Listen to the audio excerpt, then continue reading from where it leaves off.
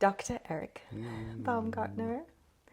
I'm so happy to be sitting here with you talking today, and Thank you. yeah, it's really good to see you, and you've been such a great support over the last few months, and you've supported myself and many other members of the community through this big journey of returning to center. Big journey. Quite literally, yeah. And we've had big conversations over the months around everything that means. And for me, the journey started because I really wasn't doing well, physically, emotionally, in so many different ways, and I could never quite get to the bottom of it. And I came to see you because you're a doctor of functional and Eastern medicine, an acupuncturist, and you said, well, why don't we try doing a parasite clearing? I didn't know how big that journey would really be. And the thing that I've really come away with is that it's a longer journey than I thought it would be, because it really takes months to do it deeply, and that it's such a profound journey because really what we're doing is creating more space in our bodies for the light to come in and for more of our essence to be in there. Such a journey. Firstly, thank you for having me. It feels like such a blessing to just sit with you and have a moment, and such an honor to support you in your process, because I think just see the work that you're doing, and I think we started, and then we had like a pause in the middle. I paused. I ran away. I started and then I totally kind of blacked out. That's a good, there's something there that happens too, because I think there's just so many layers to this process. So I think when you came back, you were like, okay, I'm ready. And there's a moment that you reach with your health and your life where you're kind of like, I need to do something different. And to your credit, you had tried a lot of different things. I think even the first time you came to me and we sat down, you were kind of like, wow, I've done a lot here, and kind of almost like I need a break from all this. Health, just, you can get so almost like obsessed with it that it becomes like almost pathological, like you're trying to be healthy, but it becomes like an obsession, and it's, you lose touch with what's natural or what your intuition is saying, and get really stuck inside of a nutrition plan or a diet or a particular food dogma. I think food especially can be, as much as it is like a core of any health or wellness plan, like it also can be a huge distraction, because what you're kind of alluding to is like there's so much more happening, right? So nutrition, yes, is like a foundational piece. We have to be thinking about nutrition, but it can become somewhere where we get kind of like too laser focused, and then we're missing all this other stuff, and we're like, why am I doing the most perfect rigid diet and it's not working? Because there's other things happening that we're not addressing, that we're kind of missing out on. And parasites is one piece of that, which we often don't know that they're there, and they don't come out in tests.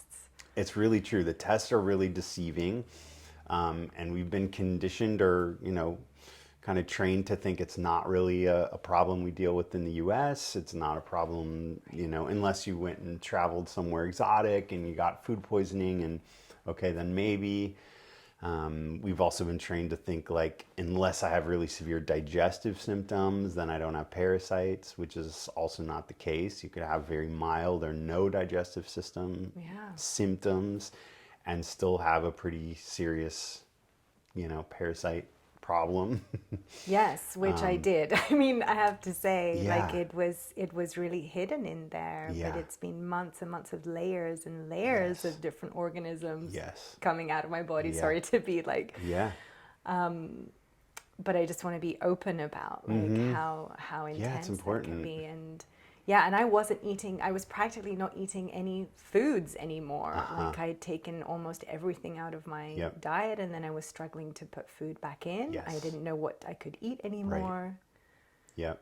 Yeah, Yeah. which is really frustrating, right? Yeah. Remember that sense of frustration that you were just like, I can't do this like super restrictive AIP kind of Right. diet anymore. Like, I need to be able to eat food with my family. You know, Right. you're Like from they're Italy. You're like, the food is like, it's more than just, I mean, it is medicine, but in a way it's like, you know, we have to expand our understanding what medicine is and think of like, oh, food is Yes. also like connection and joy and community and flavor and savor Yes. and, you Life. know, Yeah. life, Yeah. right? It, Yeah. it is. And so, yeah, Yeah. there's, So yeah, it's a lot there, and then but then you also were speaking a lot about the terrain of the body to me, yeah, like the emotional component. yes. That's really important. Yeah, Is I think that's it, right? So food is one contributor to that, like a healthy terrain. Think of a terrain like a landscape or an ecosystem. When you think of your body as an ecosystem, you know, I think we've all kind of been able to witness in the last several years and more, just the devastation that's happening to our global ecosystem, Yeah. right? And when you think and kind of recognize that we are a part of that, that we're not separate from nature, right? That's one of the basic understandings that Eastern medicine brings, and that as Westerners, we're kind of like, oh yeah, of course I'm not separate from nature.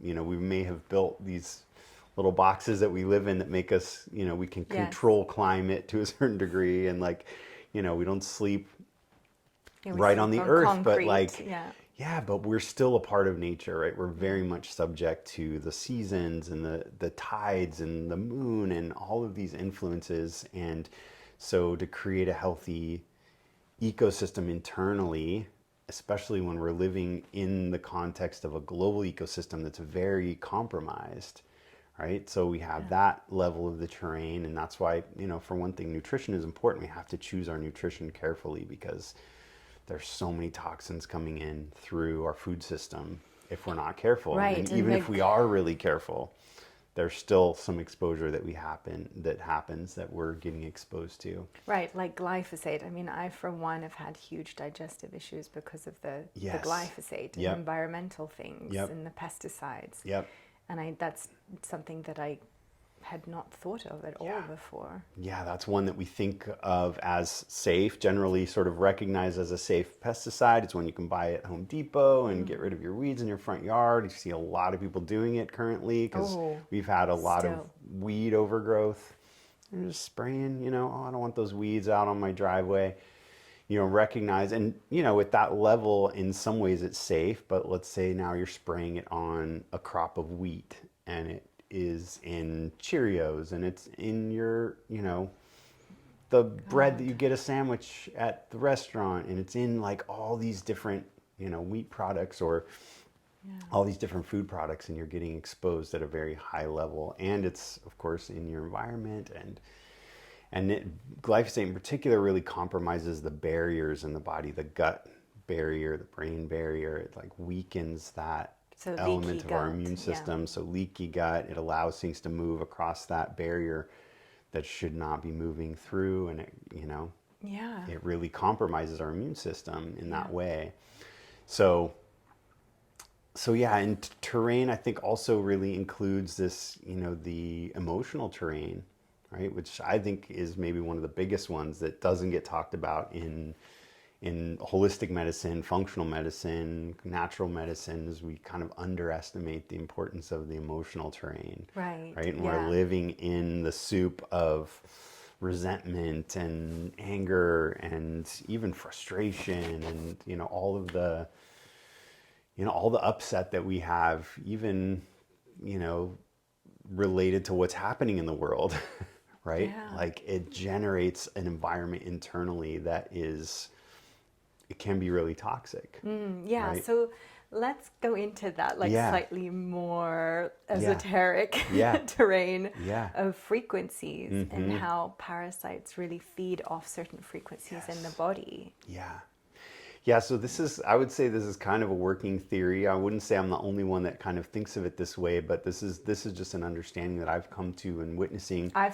you know, can attest to it. yeah, I feel it's processes true. like your own where I'm like, okay, so if we think of frequency and vibration and how the body is, attuned to certain frequencies, how, let's say, in ancient traditions, there are specific sounds that vibrate every organ and tissue in the body. They got really dialed in the yogic traditions on how you can make a certain tissue vibrate with a mantra or a sound that would actually activate its own inherent capacities or healing powers, right? So you could heal, let's say, the throat and the thyroid with the sound A, our letter E, but the sound A. And just as one example, right? So, and we think of in the ancient traditions how they talk about the word as a creative power, Yeah. right? So the power of a mantra or the power of a word to create the universe, to create a reality.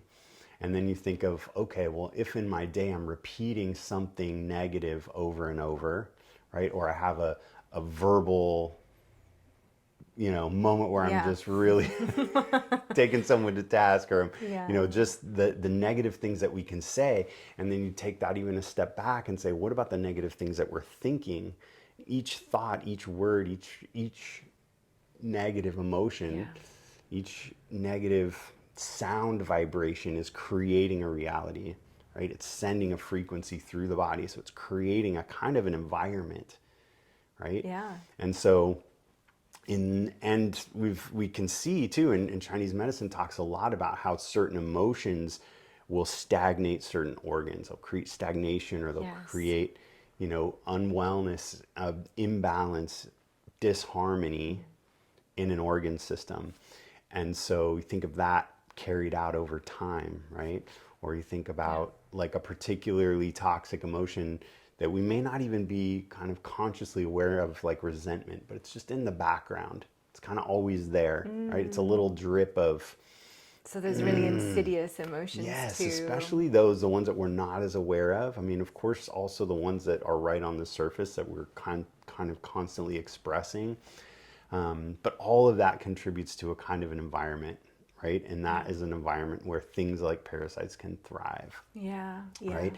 And even, you could even think of like a thought, a thought pattern or a behavior pattern, emotional pattern, maybe something that's related to a past event, right? That is so kind of deep in our psyche that it almost like is crystallized, right? It, Right. it has its own life in a way, right? In Yeah. Chinese medicine, they would talk about possessions, that are not so much like external entities, but like you're almost like you're possessed by a particular emotion or a thought pattern, right? Yes. It And like becomes you, and your physiology starts to like be shaped by it, and your behavior, your language, the way you look at the world, everything is shaped by that emotional story, right? yeah. And so in a way that can crystallize, or it just creates a kind of a slow flow or drip of toxic Wow.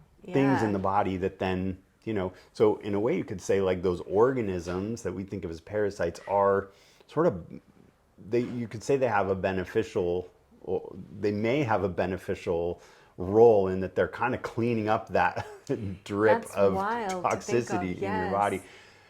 So we get Wow. to the point where we say, well, we don't want them there anymore, right? Because they're Yes. also, even if they're sort of buffering this But they're toxicity. also driving a certain consciousness too, because it Exactly. feels like at some point, like you're eating for them, you're almost Yes. behaving in a way that Exactly. recreates what So they it need is. to It's like feed. a vicious cycle, right? They're maybe sort of buffering some toxicity, but they're also generating toxicity in there because they're buffering, they're feeding on it. They want more, right? So there Yeah. is, and there's such a strong connection between the gut and the brain, right? So that kind of inflamed environment that's created when is dysbiosis or upset in the microbiome, a disharmony, overgrowth in the microbiome, it drives a certain environment, Yeah. right? Yeah, and that's a difficult cycle to get away from. I mean, Yeah. it's been a big journey. Yeah. Yes. Yeah. Because there's so many layers, and at a certain point, I could really feel that there was a consciousness that wasn't mine in there. Yeah. And just like with the die-off, there would be this incredible overwhelm, because the die-off comes in waves as you're taking the medication or the herbs, and each wave was so much overwhelm and so much anger as their consciousness was fighting back in my system. Yeah. Yeah, So there's like an uncovering of what's under that, what like created the environment where those things could thrive, right? Yeah. So anger's it's in there somewhere, and it's creating an environment where those organisms can proliferate and thrive. And maybe in a way there's, again, sort of buffering, but at some point you're like, okay, I'm clear, I want them out, because they're also creating damage. They're kind of living in, the kind of byproducts of their metabolism are toxic to our bodies. And so now we're having to clean that up constantly. They're creating that inflammation. They're breaking down the barriers in the gut, which means our brains aren't working as well. There can be inflammation all the way up into the brain. Things can move out of the gut. All of that is part of that whole cycle. And so, and then what's amazing, I think, the process that you started, and the herbs, and my understanding of herbs is that they are also frequencies, right? Like the plants, if you go spend time in nature, you immediately start to come into balance, right? Just go for a hike and your body starts to attune to a different vibration than we tend to live in our modern world, with the EMFs and the Wi-Fi and the computers and the artificial lights and the cars right? But you go into nature and you're like, oh wow, immediately things are clearer. I'm calmer. My nervous system regulates to a different vibration and pattern. And all the plants that exist in nature they're giving off frequencies, right? They have their own little signature vibration. And so, when we think about herbs as medicine, a lot of, I think, what's happening is they are, we're taking their vibration in, and it's sort of like raising our vibration or tuning our vibration back to what is more natural for us, right? It's bringing us back into a frequency and a higher frequency. And so you kind of raise that frequency, and all of a sudden those organisms that thrive at a lower frequency are like, okay, now where's all my... Wow. Right? And they're kind of pushing to bring you back down to that frequency where you're like, okay, if you can just get really angry right now, we're going to be totally satiated and fine. But if you can maintain a level of calm, which is kind of what I think the essence of what the herbs is doing, is raising your vibration in very specific ways to kind of counter or antidote that lower vibration that's happening. So I think in a way it is a really deeply emotional process. And as those, the kind of unhealthy, mutually beneficial relationship that you have with those organisms that was kind of keeping you in a certain level of survival mode, you start to break those ties and things in your body start to shift, and it's really uncomfortable. But it's also you're liberating a lot of energy that's been feeding something unhealthy, right? Yeah, you're it's kind so of true. bringing it back. Yes, and then they release, and then you really do return into center a little bit. There's more space inside. There's more space, And I've been if I can go a little bit quantum here with my own journey, it's been a process even longer, a year or so of really allowing more space for my soul to embody. And in order to do that, I've had to do so much work because trauma and organisms and, all of these things that sort of create these gaps in your aura almost, or just kind of create these places that are untended to, that leave you unprotected in a way. And then a lot of frequencies that you don't want can come in. And I felt that, the parasitic energy feeding off me, and me not being able to have enough strength, or solidity to stop it from happening, as if like my aura was so frayed and I was so tired that I just couldn't hold it off. And I do think maybe some of us are more perceptible to them even coming and finding the terrain for us to for them to thrive. I think that's true. Well, I think, in some of what, for me, like the idea behind return to center is like, I think in the way that we have become accustomed to living and our, sort of our training even culturally is like all of our focus is external, right? So all of our attention is on all these things happening outside of us. And our goals are out there in the future, and sometimes our energy is way back in the past, and right, all of that makes it so that we're not actually right here. Yeah.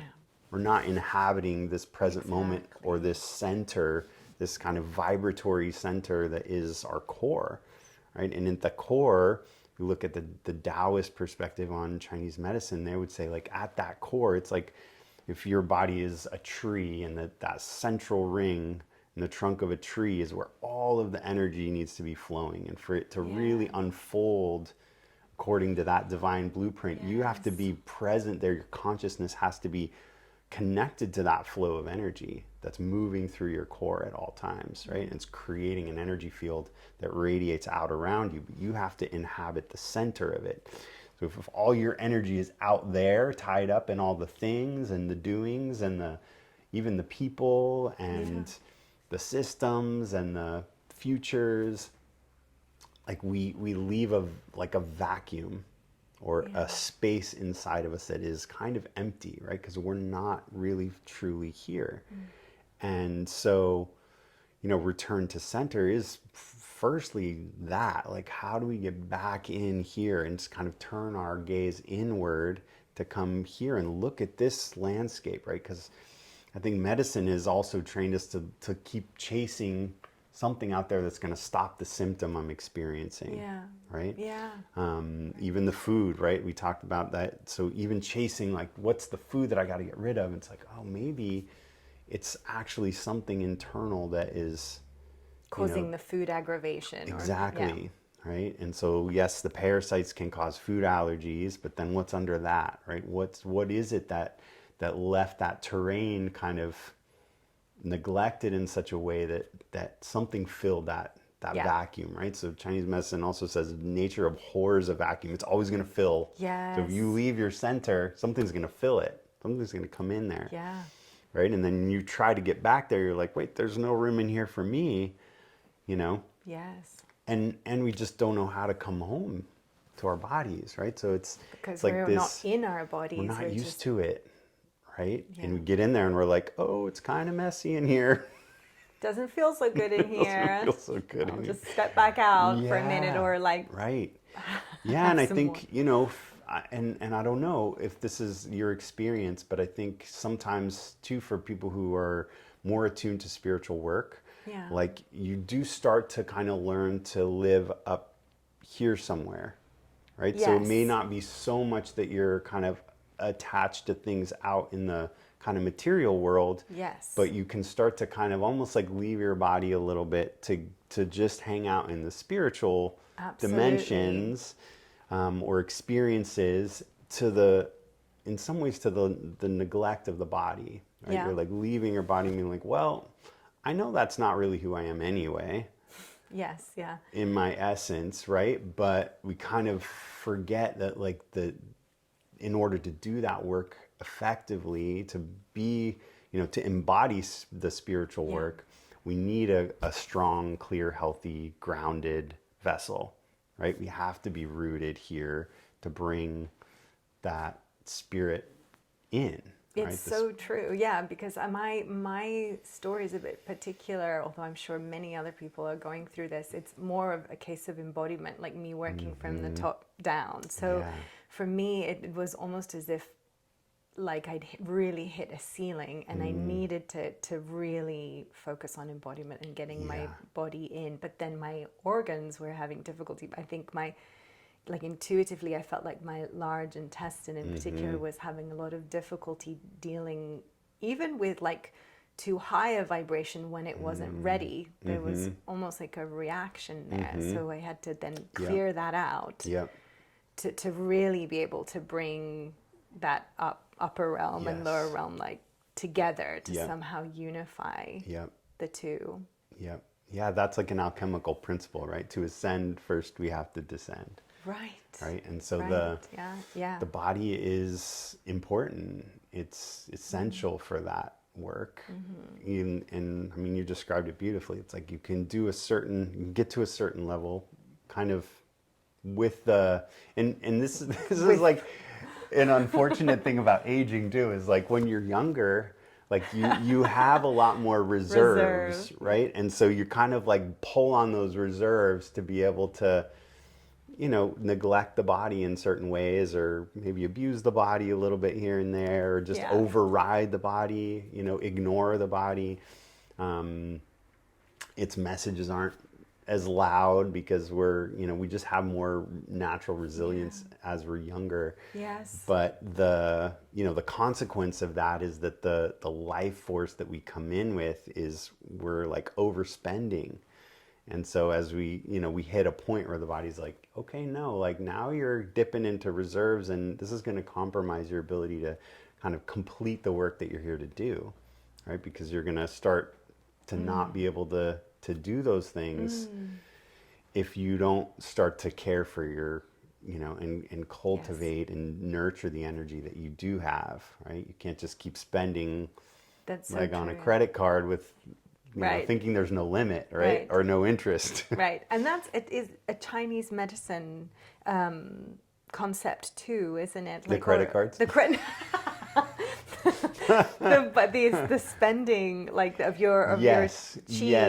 They would say like you come in with an inheritance of sorts, right? Your essence that you receive from your parents, right? And so there's like a genetic inheritance, and then there's kind of a almost more like a spiritual inheritance, which is also I would say like embedded in that substance, right? Which is more of like the curriculum or the the destiny that's kind of carried within this physical, right? There's like a physical lineage, and then there's like a spiritual lineage that is kind of infused into that substance. So you might come in with certain merits from previous lifetimes. Wow.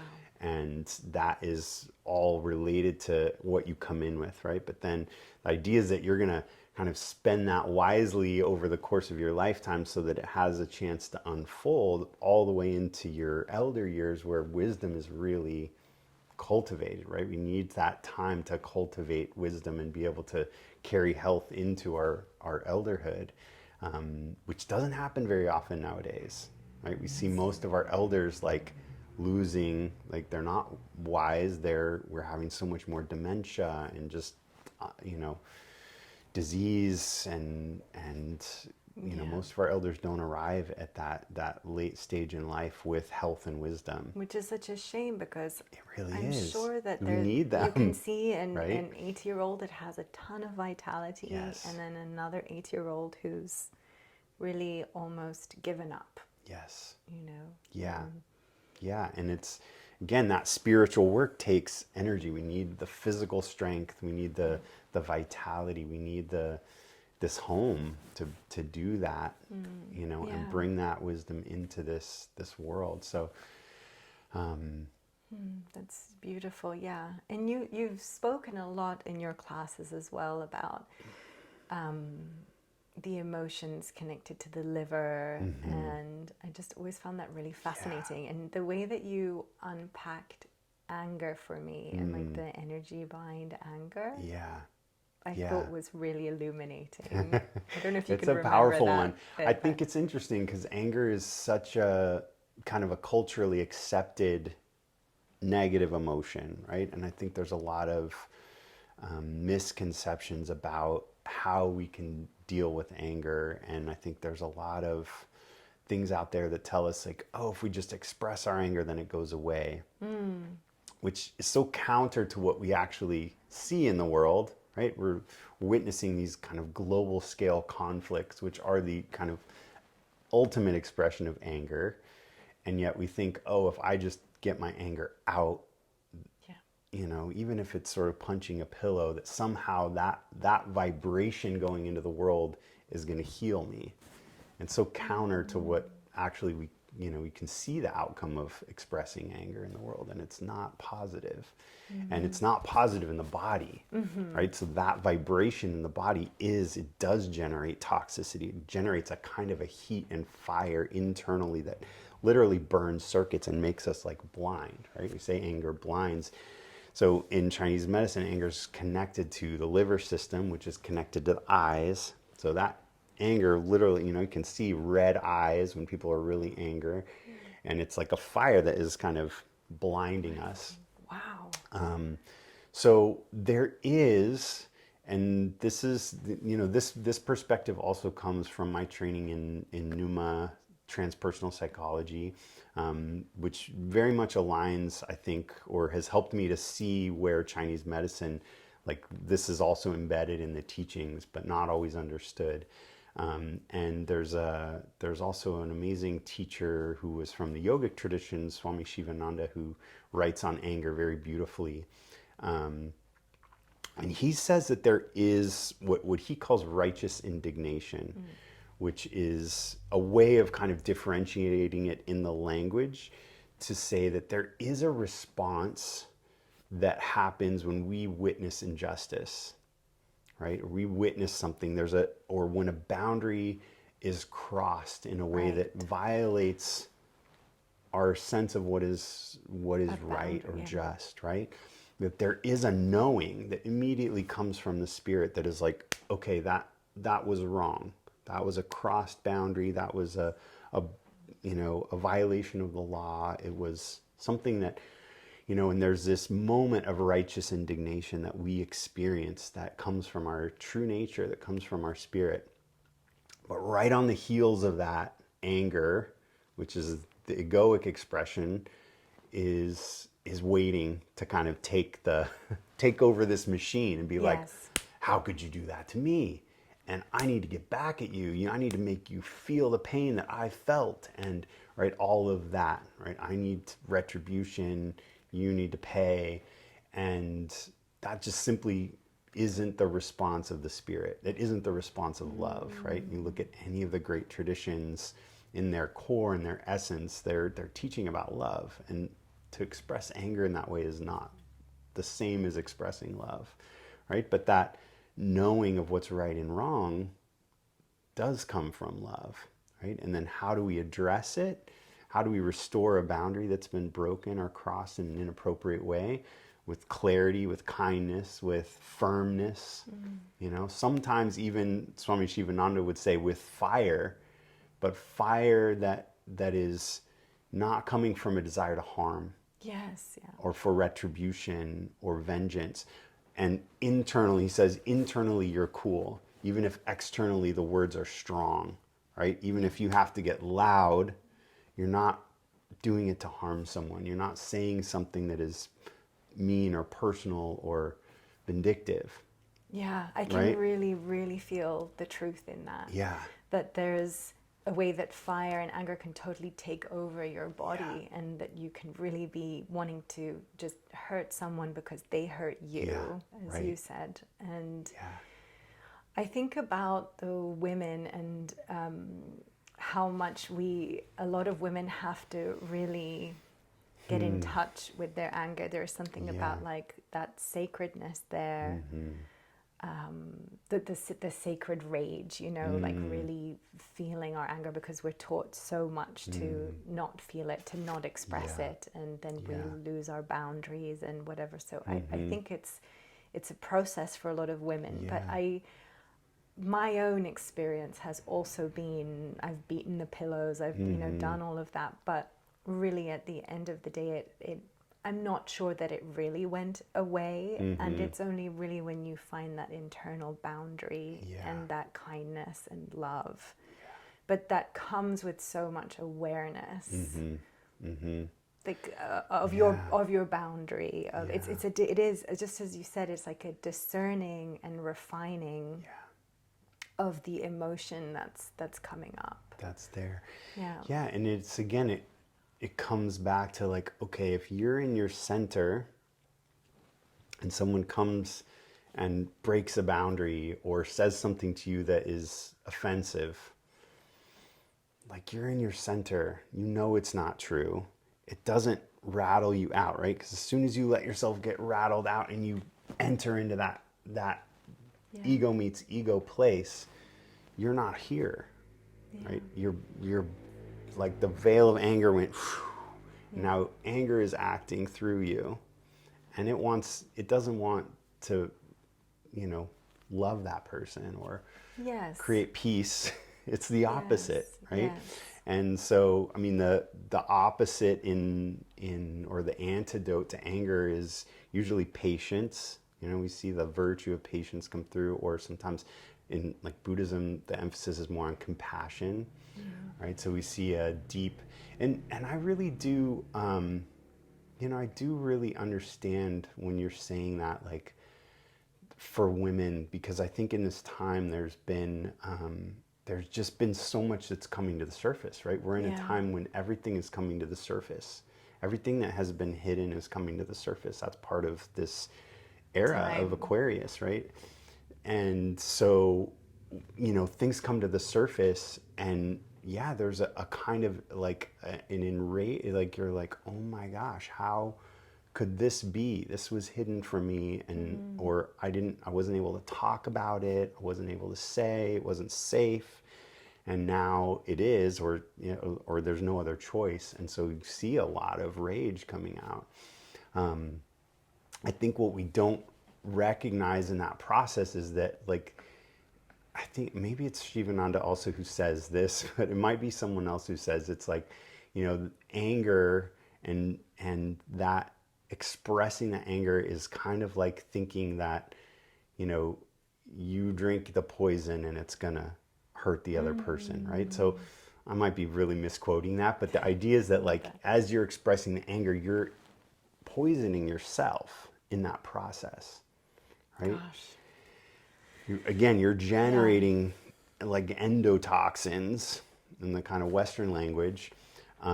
You're stagnating the liver, which is the organ that detoxifies throughout your whole body. So sometimes, we see, like, maybe in your case, I think this was a piece of the puzzle, was that there's like anger and resentment held here in the liver. And so everything is stagnant here, right? You can see things, and then things start to build up. You start to have infections like liver flukes that proliferate inside the liver, and they block the bile ducts, and now the gallbladder is backed up, and now you're not digesting food or fats or proteins very well, because that bile, it's not dumping toxins out well, and it's not getting out to emulsify and do the work it does in the digestive system, and literally this bitterness is building up inside of you, right? It's like anger held over time. It might be kind of subtle because you've sort of intellectualized it, you've rationalized it, maybe you've done some work on it to a certain degree, but it's still there. And it's there in part because we still have a justification for it, right? It's because there was a wrong, there was a crime, or there was a violation, right? And there's so much of that, and especially I think for women in this time, looking at the patriarchy and just the abuse that has happened over the course of millennia. And so yes, there's like a justified anger there, right? But we're not recognizing that holding on to that anger is poisoning us. Right? And so what's the solution? And that's where, like, again, these like alchemical traditions are pointing us to, like, there's a transmutation that has to happen there. Like, you have to transmute that. And I think there's another teaching that comes through Numa that I think is really relevant here, is like part of the structure of anger is that victim triangle. So in order to have anger, we have to step into the victim triangle. Wow. So, and then it's hard to get out. well, yeah. So where are you on that victim triangle? You're probably, in some way the victim. you know, but then in order to be a victim, in order to be in that triangle, you also have to be in all three parts of that triangle. Absolutely. This is maybe a whole nother podcast we could do, but Absolutely. you know, so you're the victim, but then somewhere else in your life, you're the perpetrator. Yeah. And then somewhere else in your life, you're the rescuer. Right? Those are the three roles in there. So somewhere you're rescuing, somewhere you're turning that anger outward and harming, and somewhere you're still holding yourself as the victim. And so it's like we have to zoom out and say like, okay, I have to come home. This is my sacred temple. I have to be here. I have to really take responsibility for everything that's happening in here. The blame's not out there. It might be outside of my consciousness. I might not know where the blame is, but some way I have to take responsibility. Yeah. You know, and I don't want that to sound like I'm sort of turning the blame on women for all the craziness that we're seeing come to the surface. That's not what I mean. But as an individual, the solution lies in taking responsibility and transmuting that negative emotion into compassion. Where does compassion come from? It comes from seeing the light in the other being. Yes. Right? First, I have to see that you are also a spiritual being on a journey towards your highest expression, right? And along that way, you've made big mistakes. You've fallen prey to the ego. You have ego too. So I also have to kind of learn to see those two parts of you, that they're not one. You as a spirit, that's who I want to relate to. That's who I can ultimately, you know, deeply hold and love. And yes, you have ego that I have to, like, maybe in some cases be really cautious of, because I have to recognize that that's there, that's the toxic element, and that, you know, your spirit is working to overcome that. And maybe in the time when there was a wrong, or there was a boundary crossed, like you gave in to that ego, or you fell prey to that ego, or you got seduced by that ego, you fell prey to anger, right? Or some other lower vibrational emotion, and acted from there, right? So I can see that for you. I can see that that's also true for me. And so that's where compassion comes from. It's like recognizing that we're both on that journey. Yeah, we're all humans on that spiritual journey. Yes. And that's where that lotus flower really blossoms. Yes. Yes. Yeah, Yeah. taking all of it and just coming to that place of blossoming. I just see, in your words, just as you were saying that, I just saw this beautiful lotus flower open up. I love that. The lotus is in the waters here. Exactly. Yeah. It's very special, and it's such I know that certainly this all activates the divine blueprint, definitely for me. Whenever you're talking, I can just really feel that activation happening, and there's just something that's of a much higher vibration that's wanting to come through and guide us. And I've also loved in the past when you've, you know, spoken about boundaries and, you know, kindness and being clear, and how if we start from there, maybe we don't even have to get to the anger piece, because we're already 10 steps ahead of it. Yes. I think that's so true, right? Because that's where we find ourselves now, is we're kind of on that victim side of the anger triangle, because somebody has crossed a boundary repeatedly and we haven't acknowledged it, right? And so it's kind of like we're like it's kind of funny almost if you look at it and you're like, oh, well, okay, so someone, just as an example, someone comes charging in this door right now without knocking, and I'm like, but I'm like, no, I'm going to be compassionate. I'm going to be spiritual and patient, right? Which I outwardly am, but internally, I'm like, I'm going to keep tabs on that, right? And I'm like, you crossed the boundary with me, and I'm not going to forget it, right? So then if it happens again, I'm like, now I'm going to be really spiritual. I'm going to be really patient. I'm going to really make an effort not to be rude.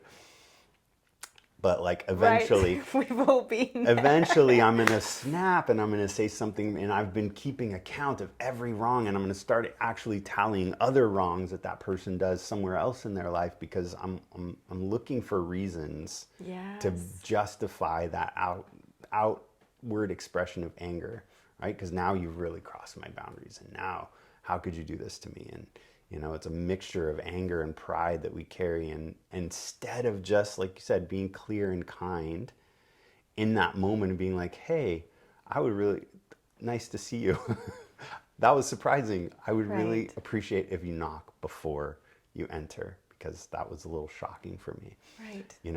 and just Yeah. acknowledging it right then and there, Yeah, you're right? Or, feeling like the frustration at the very beginning of yeah, it, like you're really yeah, in tune with your something, you own. felt it, right? And acknowledging that, wow, that was shocking for me. That made an impact in my nervous system and in my body, in my energy field, that didn't feel good, Yeah. right? And learning the language for expressing those things in a way that is clear and kind, right? Even if you have to go back afterwards, because in the moment you were just like, whoa, what just happened? Maybe you did react, right? But then going back and being like, hey, I'm sorry I reacted.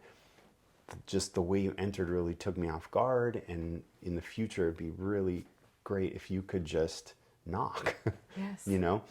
And that's just a simple Right. off the cuff example, but like, I think that So happens many so much, times. right? Yeah. Instead of addressing things, we hold on to them, we keep account, right? St. Paul says, like, what does he say? Like, love keeps no account. Like, it's so beautiful. Like, love's not keeping account of everything you did wrong. Yeah. That's Yeah. anger. Right. Right. Exactly. In that shadow side. Whereas Yeah. if we can just really attune to our bodies and our Yes. senses and how we feel about things, and Yes. we can immediately just be in the moment and immediately say what we need to say. Exactly. Paying Right. attention, listening to those cues, right? Like, okay, what's happening for me right now? All of a sudden I'm really off center. I'm Yes. out. And what was it? Taking a moment to track back. Okay, it was that moment that door came flying in and I was not expecting it. Okay, I need to address that, right? I Yeah. need to use my voice. I'm not a victim. Right. I'm in the role of full responsibility, and I'm just gonna correct that, Yeah. right, in a way that's clear and kind, and that's so empowering. Right. And I think it feels really good to the other person too. It does ultimately, It's right? very, Because it's restoring right relationship, right? yes, And we're working together as human beings to to absolutely. resolve the things that come up between us, right? Yeah. And knowing that we are like in our lives together for a reason, right? That we have like things that are karmic and things that may be dharmic that we can learn from each other. And Wow. like Yeah. knowing like, oh, that person that came in and like triggered something for me in a way is like, oh, that's a gift, because I didn't Right. see that was even there, right? That Right. was under the surface, and now it's coming up for me to see, and now I can work on it, and I can try and restore right relationship with that person, not seeing them as the wrongdoer, but seeing like, oh, in that moment they were unconscious. Sometimes I'm unconscious too. Okay, so how can we both become a little more conscious? Yeah. You know? That's beautiful. I It's love it. Yeah, I love it. We started on parasites, and then we ended up with all these amazing conversations and yeah, musings. Yeah, yeah, no, it's a really powerful journey. it really All of is. this is included in it. Yeah, yeah. Yeah.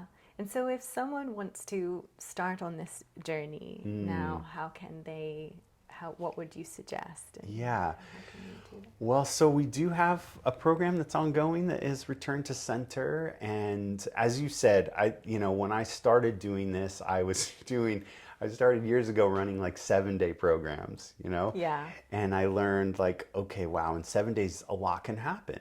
People feel a lot better. But when they think that it's over in 7 days, it's almost like they're worse off in some ways than they were when they started, because after 7 days they like immediately go back to what they were doing. They didn't have long enough to really build in and understand what was happening. They just get a little bit of a reprieve, Yeah. but then it's like they're left with this like it was too extreme, right? It Agreed. was too Yeah. short. And so then I went to like 30 days. And even then at 30 days, I feel like, wow, at 30 days, if you think like where you were at 30 days, you're just starting to kind of get into the You're just momentum of starting it, to detox a right? little bit. Yeah. Maybe you're feeling better, but if you enter thinking that at 30 days it's over and you can go back to having ice cream and pizza or whatever, it wasn't even Yeah. that crazy for you, but you're gonna like self-sabotage at that moment when you're just getting momentum, For sure. And right? also, to be honest, like the organisms themselves, they need time. I mean, there's so many layers Yeah, that like you yeah, need months to really, if you're exactly. really going to do a deep Yeah. cleanse. So I've kind of Yeah. moved to like a 3 month to 6 month format because Yeah. I feel like even at 3 months is like, you know, you did more like six. I think at like 3 months you were in deep, and it was like, okay, Yes, this isn't the for moment to sure. stop. This is the moment to just like, you know, refine, adjust, keep going. We're kind of in the process, right? Yeah. You've done a lot of work and kind of figured out how to work with the herbs, and Yeah, it takes a while it takes to, some time. So I know that's intimidating going in, yeah. and you might not have jumped in if I had told you it was six That's months it, in the exactly. beginning. So, so we do like work in Yeah. that format, but you know, usually the best thing is for me to sit down with someone and really just get a sense of where they're at. I think that's been a gift in many ways, is just to spend time with, Yes. you know, the women who have come into our programs, because there's so much story to tell, and it is Yeah. all so relevant. Like, because again, like when I look at the terrain and this idea that we want to rebuild this healthy terrain for you, most people come in really hyper focused on the terrain, or you know, if they even have that concept, or this part, the physical body part, and the symptoms that they want to go away, but they're not seeing the connection between that and their life, Yes. right? And sometimes the life and the bigger ecosystem that we're part of, but specifically your little kind of, you know, Tunnel vision when you first come in a you just want way. the symptoms to be Yeah. gone. And yes, like that's part of the focus, but we have to also start to tune into like, okay, how is the way you're living your life creating the symptoms? Because the symptoms actually are intelligent. Like the body is doing something intelligent. It's telling you what's not working. Yeah. And it's using a language that sometimes is hard to understand, especially when the symptoms are really loud. But probably they were quiet and you ignored them and ignored Yeah. them. They got a little louder and you ignored them, or you tried something that didn't work, or you tried to do a quick fix version. And Totally. so it went away for a little while, and then it came back even worse because we didn't get to the root, right? So Yeah. now you kind of get to this moment of like health crisis, sort of, I can't go on like this. And yeah, you just want the symptoms to go away, but we have to understand the context that those are happening in, and actually like get the message like, okay, your body is telling us, you know, most of the time it's Yeah. like we got to get inflammation down just to even be Right. able to really decipher what the body's saying. Because Right. sometimes you get to that moment and there's like 15 loud Symptoms of, messages, yeah. alarm systems going on, right? So, Yes. Yeah, that's so beautiful, because I have really felt, as hard as it was, I do feel that I have a totally different relationship now to my healing and to my body. yeah. And I feel like it just feels deeper and more profound and steady, and that I can Yeah. also listen, not chase the symptom, as you Yeah. say, but really listen to the symptom and be my own doctor in a way, which is another Yeah. thing you say, which is to sort of, even after all these months, I can sort of understand how many supplements in a day I need to take. This is a bit advanced. Maybe we don't recommend Yeah. everyone do this to begin with, but Yeah. like to understand, like maybe I take 3 of these capsules this day instead Yes. of 4. You know, Yes. these like subtle changes that Yep. really can only come with time and Yeah. that centering in self. Yes. Yeah. Yeah. And you develop I think that's the goal, is right, for you to become and you are ultimately your own doctor, right? You have to, the inner doctor is the one who really does the healing. So it's a process of coming back to center so that you can hear those messages that are coming from your internal guidance, and saying like, hey, here's where in your life you need to make a little shift, right? Yeah. And we're going to give you some suggestions on where that might be so you can get started until that becomes clearer and clearer. Yes. Right. And some tools that you gradually learn to work with. And you're like, okay, I kind of have a sense of what this particular herb formula is doing for me and when I might need it, or, which days I might need a little more of it or maybe a little less of it, and which, when I might just want to pause or when I might really want to kind of ramp things up. And trusting that those rhythms that are in you are worthy of trust. Yeah. Right? That you are worthy of trust. Your body is worthy of trust, and like restoring that relationship of trust with your body and your inner guidance in regards to your health, right? Because I think you in particular had that very much developed, but had sort of like not fully embodied it in relation to your health, right? And that, I think that is a place where, for me, where sometimes I get like, I can't believe like our medical system is fostering this environment where you just give your power away to someone who tells you what to do without ever asking you any questions about your life. Right. And we're all so different. We're all so different. And like, how do we know what's right for you? Like, yes, there's some foundational principles, but it's different. And yeah, it's such a blessing to work with you because, you get all the information and like the functional medicine aspect of it, and then the Chinese medicine aspect of it, but then also the spiritual mentoring and it feels very profound. It is all connected. So Wow. Yeah. Well, it's Thank been you. such a blessing to work with you too. I always feel like when right in the beginning of Chinese medicine school, I was kind of like on the fence about becoming a doctor. I thought I was going to be a Western doctor. My dad was a doctor. My grandfather was a doctor. So I was like on that track. And then I really got in there and I was like, there is no heart in here. Like all of my teachers were just like their head down. They were just like trying to weed us out. And there was no real like learning, right? There was just memorization. And so I took a big detour for a while, and then like spirit kept kind of pushing me back towards medicine. And I didn't even know natural medicine was a thing. I discovered herbs and living in Mexico. And when I finally came full circle I decided to go to Chinese medicine school to become a doctor of Eastern medicine, one of the first things they said was like, the doctor is a teacher. And I was just like, wow, wait, what? Like, that's not... That's amazing. Right? Yeah. And it was kind of cool for me because my mom's a teacher, my dad's a doctor, so it just was like this perfect, like, oh, I get to do both. Like, it kind of brings tears to my eyes. But, and then like the kind of on the heels of that is like, the best teachers are always also students. Yeah. Right? So the best teachers are learning from their students. They're not up there just telling you, this is how it is.